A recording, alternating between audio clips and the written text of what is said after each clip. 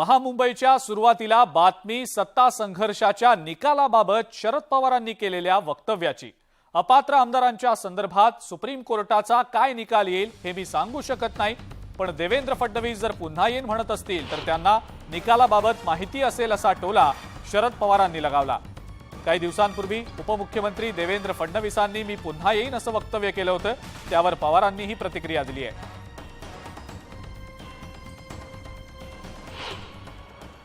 एकदा पाहून इथलं मन भरत नाही, तुम्ही पुन्हा येणार आहे।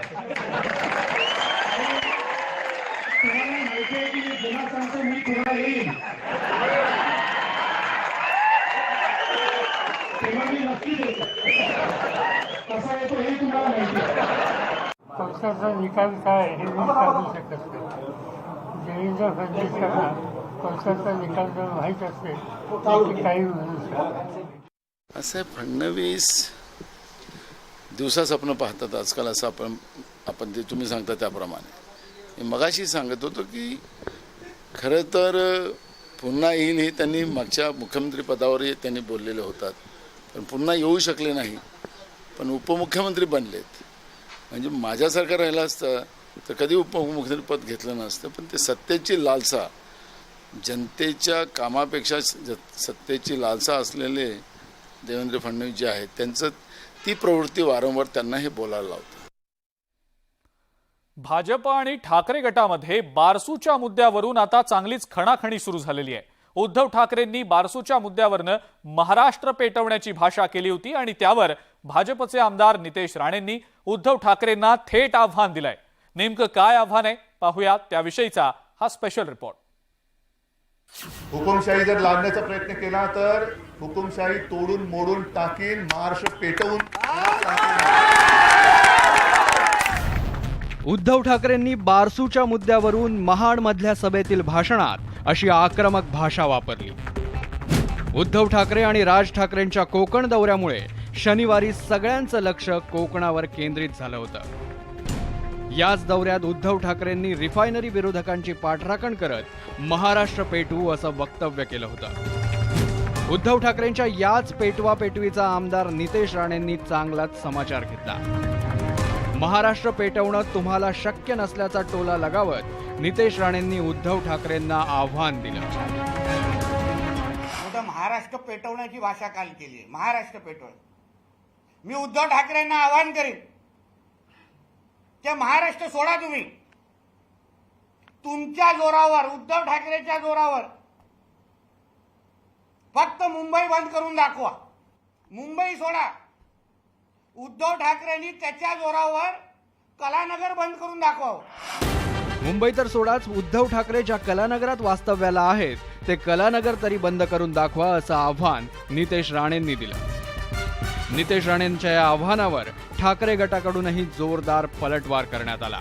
तो जी आवाज आहे त्याचे प्रतिध्वनी येत असतात आणि राणे बंधूंना व या पिता पुत्रांना जर त्यांची जागा दाखवायची आहे तर येत्या निवडणुकीत त्यांची जागा त्यांना आम्ही दाखवू।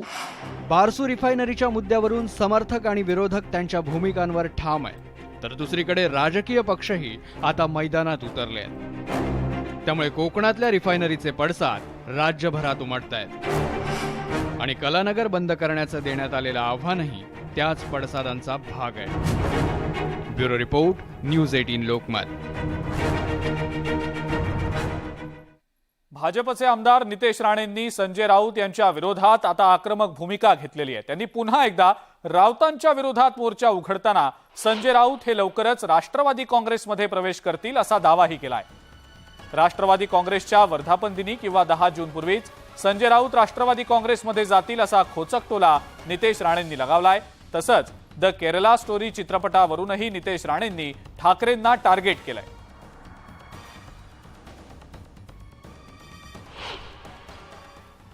महाराष्ट्राच्या राजकारणामध्ये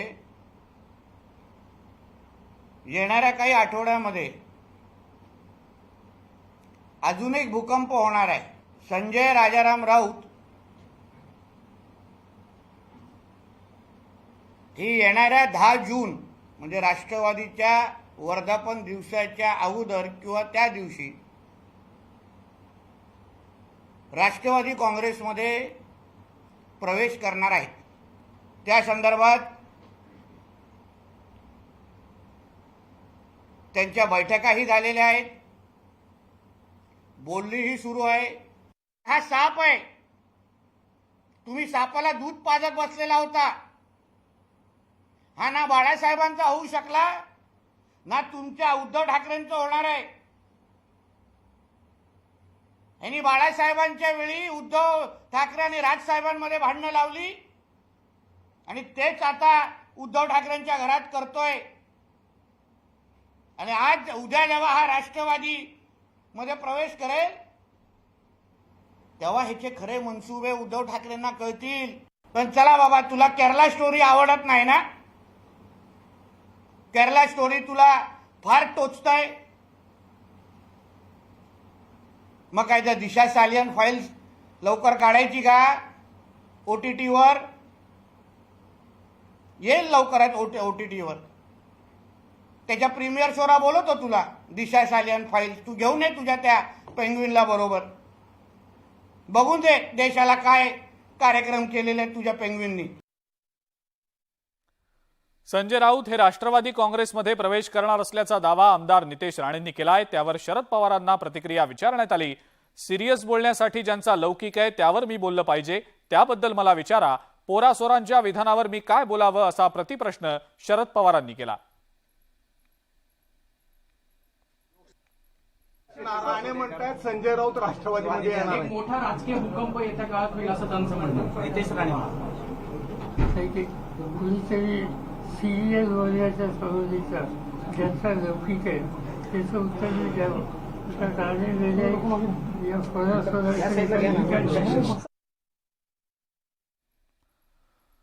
जेडीयूचे नेते आणि बिहारचे मुख्यमंत्री नितीश कुमार येत्या 4 दिवसात उद्धव ठाकरेंची मातोश्रीवर भेट घेणार असल्याचं समजतंय.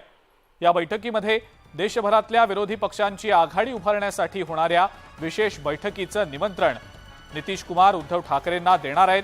या भेटीनंतर नितीश कुमार राष्ट्रवादी काँग्रेसचे अध्यक्ष शरद पवार यांची देखील भेट घेणार असल्याची माहिती मिळतेय.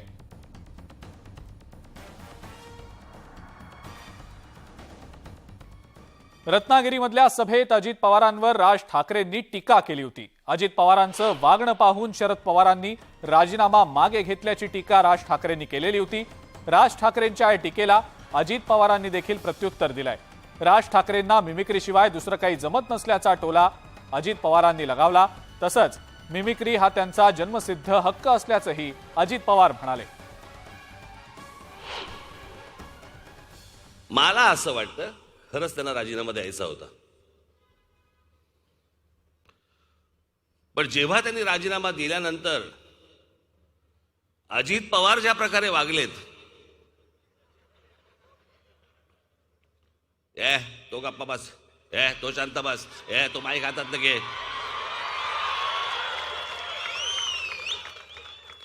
ते सगळं पवार साहेबांच्या डोळ्यात देखत होत असताना पवार साहेबांच्या मनात आलं असणार, अरे मी आत्ता राजीनामा दिलाय, हा माणूस असा वागतोय, खरंच जर दिला तर हा उद्या मला पण सांगेल या गप्पावास. राज ठाकरेंना मिमिक्रीशिवाय दुसरं काय जमतं? मिमिक्री करणं हा त्यांचा जन्मसिद्ध हक्क आहे.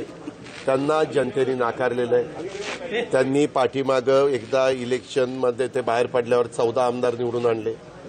दुसऱ्या टर्मला त्यांचा 1 आमदार निवडून आले. त्यांना त्यांचा पक्ष वाढवण्याच्या ऐवजी त्यांना अजित पवारवर मिमिक्री करणं आणि अजित पवारचं व्यंगचित्र काढणं ह्याच्यात त्यांना समाधान वाटतंय.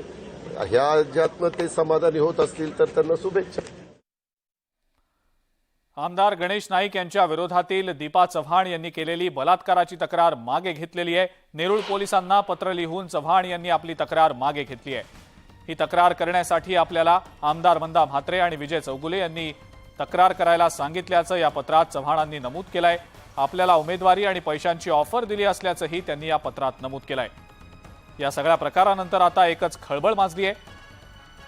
याबाबत न्यूज 18 लोकमतनं आमदार मंदा म्हात्रे यांचीही प्रतिक्रिया घेण्याचा प्रयत्न केलाय. या प्रकरणी त्यांची जी प्रतिक्रिया येईल तीही न्यूज 18 लोकमत तुमच्यापर्यंत पोहोचवेल.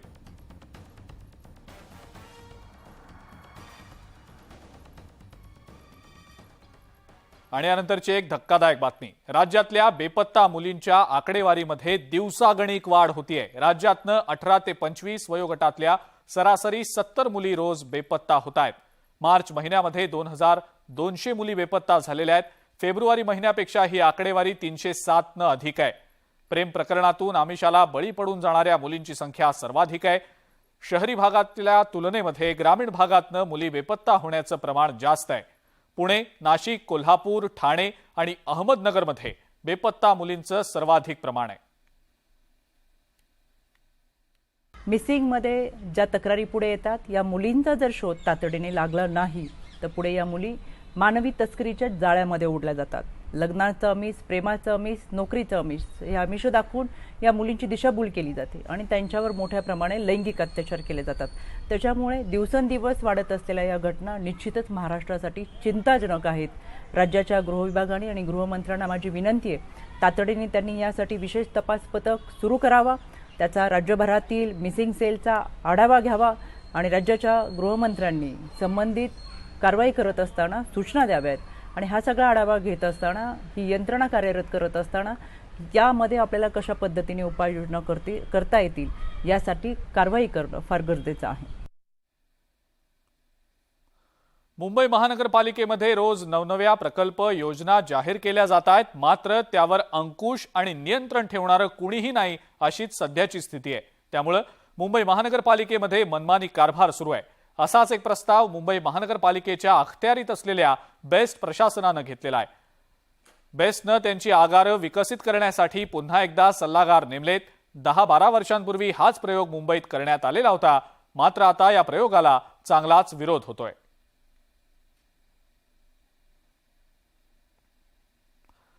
मुंबई महानगरपालिकेचा एक दुय्यम अभियंता एसीबीच्या जाळ्यात अडकलाय. 2 लाख रुपयांची लाच घेताना सुनील भारंबे यांना रंगेहात अटक करण्यात आलेली आहे. मुंबई महानगरपालिकेच्या ए वॉर्डमध्ये भारंबे कार्यरत होते.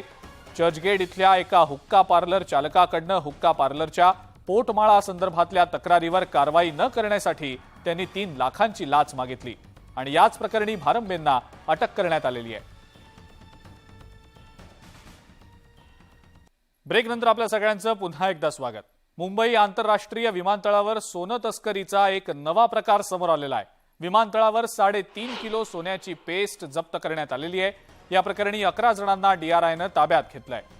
आंतरराष्ट्रीय ट्रान्झिट प्रवाशांच्या मदतीनं ही सोन्याची तस्करी सुरू होती आणि या प्रकारात विमानतळावरचे कर्मचारी देखील सहभागी होते अशी माहिती मिळतेय. ड्युटी फ्री शॉप, फूड कोर्टवर काम करणारे यात सहभागी होते. जप्त केलेल्या या सोन्याची किंमत अंदाजे 2 कोटी रुपये असल्याचं समजतंय.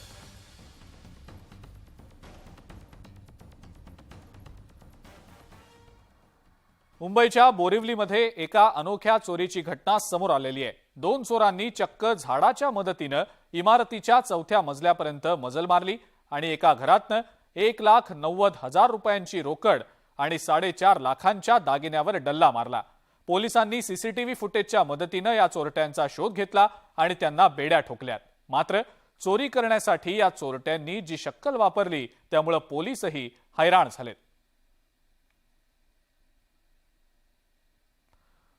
मुंबईतल्या गोरेगावमध्ये एक धक्कादायक घटना घडली आहे. रिक्षा चालक आणि दुचाकी स्वारामध्ये वाद झाला आणि या वादातून रिक्षा चालकानं थेट चाकू काढून हल्ल्याची धमकी दिली.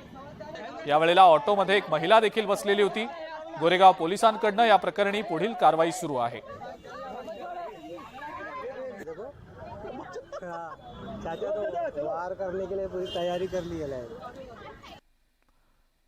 डोंबिवलीमध्ये खड्ड्यांच्या विरोधात शिवसेनेच्या माजी नगरसेवकानं आंदोलन केलं. यावेळेला खड्डेमय रस्त्याच्या ठिकाणी स्वर्गाचं प्रवेशद्वार अशा आशयाचे फलक लावून कल्याण डोंबिवली महानगरपालिकेचं याकडे लक्ष वेधण्याचा प्रयत्न त्यांनी केला.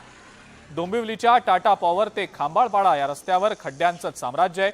या खड्ड्यांमुळे वाहन चालकांना अंदाज न आल्यानं अनेक अपघातही घडलेले आहेत. या संदर्भात पालिका प्रशासनाला वारंवार पत्रव्यवहार करून सुद्धा खड्डे बुजवण्याकडे लक्ष दिलं जात नाही आणि त्यामुळे हे आंदोलन करण्यात आलं.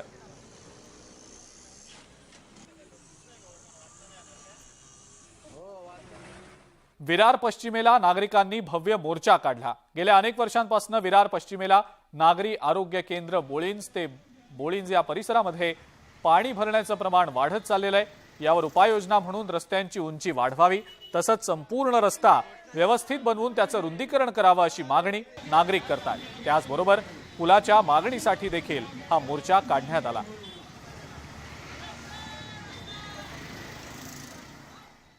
मुख्यमंत्री वैद्यकीय सहाय्यता कक्षानं रुग्णसेवेमध्ये उत्कृष्ट कामगिरी करून राज्यातल्या हजारो रुग्णांच्या जीवनात निरामय आरोग्याचा प्रकाश आणलाय. आपल्या सातत्यपूर्ण कामगिरीचा आलेख कायम राखत या कक्षानं अवघ्या 10 महिन्यात 8,192 रुग्णांना एकूण 60,48,00,000 रुपयांची मदत दिलेली आहे. मुख्यमंत्री एकनाथ शिंदेंच्या मार्गदर्शनाखाली पहिल्या दिवसापासून या योजनेचे मूळ संकल्पक आणि कक्षप्रमुख मंगेश चिवटे आणि त्यांच्या संपूर्ण टीमनं रुग्णसेवेमध्ये स्वतःला झोकून दिलेला आहे. आणि या सगळ्या महत्त्वाच्या बातम्यांसोबतच महामुंबईमध्ये आता वेळ झाली आहे इथंच थांबण्याची. ताज्या बातम्या आणि अपडेट्ससाठी बघत राहा फक्त न्यूज 18 लोकमत.